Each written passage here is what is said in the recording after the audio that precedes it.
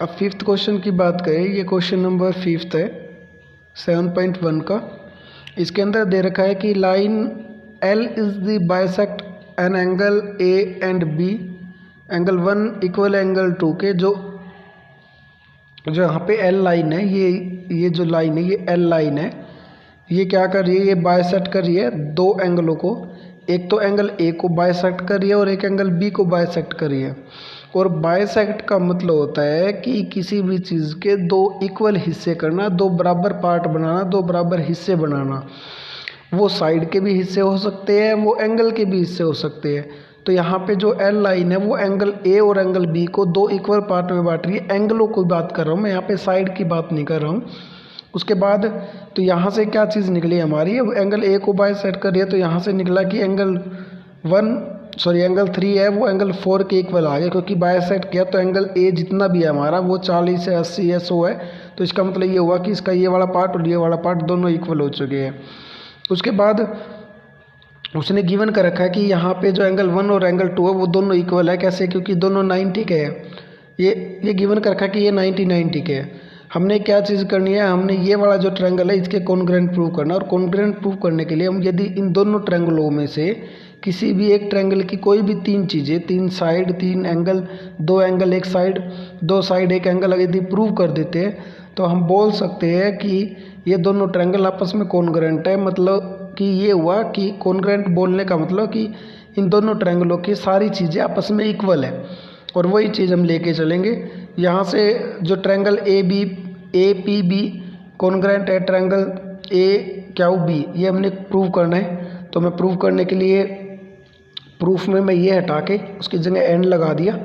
तो इन triangle A P B and triangle A Q B, इनकी बात करेंगे। इन दोनों ट्रायंगलों में कोई भी तीन चीज़ इक्वल करनी है एक दूसरे के।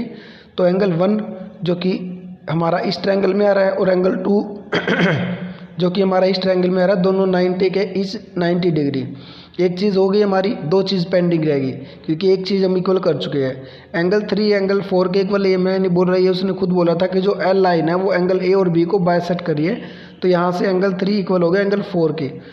Line L line bisect angle A, या एंगल एक वो काट रही है, दो बराबर हिस्सों में बांट रही है। उसके बाद अगर आप देखोगे, वैसे तो यहाँ से भी निकल जाए, इसको भी दो हिस्सों में बांट रही है, बट आप देखो कि अगर मैं ये वाली साइड, अगर इसको एल लाइन को हटा दूँ यहाँ से, ये जहाँ तक मेरा ट्रायंगल बन रहा है, तो इनमें से कोई सा ट्रायंगल नहीं बनेगा। ना तो ये वाला ट्रायंगल बनेगा जो हमारा अपर पार्ट में ट्रायंगल है, और ना ये वाला ट्रायंगल बनेगा। इसलिए ये जो साइड है ये कॉमन साइड है, दोनों ट्रायंगलों में काउंट हो रही है। दोनों ट्रायंगल जब आप बनाओगे, चाहे ऊपर वाला बना लो, तो ये इस साइड की हमें रिक्वायरमेंट पड़ेगी, और नीचे वाला जब ट्रायंगल बनाएंगे उसके लिए भी हमें इसी साइड की रिक्वायरमेंट होगी। तो ये साइड दोनों की कॉमन साइड है, तो ए बी इक्वल है ए बी, कॉमन साइड आ गया यहाँ से। तो हो गया प्रूव कि ये वाला ट्रायंगल इसके कॉन्ग्रुएंट है। So triangle A P B equal congruent है ट्रायंगल ए क्यू बी के बाय एंगल साइड, क्योंकि एंगल साइड से हो गए, या साइड एंगल साइड भी बन सकता है इसके अंदर, कोई दिक्कत नहीं है उसमें भी, क्योंकि जो साइड है वो एंगलों के बीच में, बट थोड़ा सा मेजर गैप है उसका, ये भी थोड़ा नोटिस रखना हमने। उसके बाद वो पूछ रहा है क्या बी पी क्यू के इक्वल है? बिल्कुल है भाई, बी पी, क्योंकि हम कॉन्ग्रुएंट प्रूव कर चुके हैं। कॉन्ग्रुएंट का मतलब है कि इस ट्रायंगल के सारे पार्ट है इसके इक्वल हो गए हैं।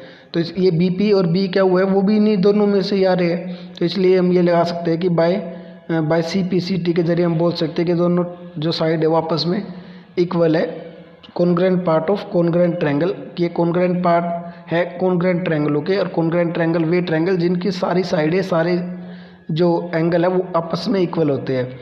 और इससे सिद्ध हो गया कि जो बी है वो उसने बोला तो कुछ और ही था, इक्वी डिस्टेंस का मतलब है कि दोनों से इक्वल डिस्टेंस पे है। तो वैसे भी हो गया सोल्व, यहाँ से इक्वल डिस्टेंस है, क्योंकि क्या कह सकते हैं, ये वाली साइड इसकी इक्वल होगी ना, इक्वल होगी, तो इसका मतलब क्या है, ये यहाँ से और यहाँ तक ये इक्वल दूरी पे है। सपोज करो यहाँ पे कोई पॉइंट है और यहाँ से पूछा जाए कि इक्वी डिस्टेंस का मतलब होगा, इसको ऐसे भी लिख सकते हैं कि ये ए हो गया, ये बी हो गया, और इसको क्यू मान लो। तो जो ये क्यू है वो ए से भी इतनी डिस्टेंस पे और बी से भी इतनी डिस्टेंस पे है। तो इसका मतलब ये इनका इक्वी डिस्टेंस हो गया। इक्वी डिस्टेंस का मतलब एक समदूरस्थ का मतलब होता है समान दूरी पर, दोनों से समान दूरी पे है। दोनों को अगर क्यू पे पहुंचना है तो सेम डिस्टेंस कवर करनी पड़ेगी। ये होता है इक्वी डिस्टेंस का मतलब, जो आप 10th क्लास में काफ़ी क्वेश्चन करोगे इसके ऊपर।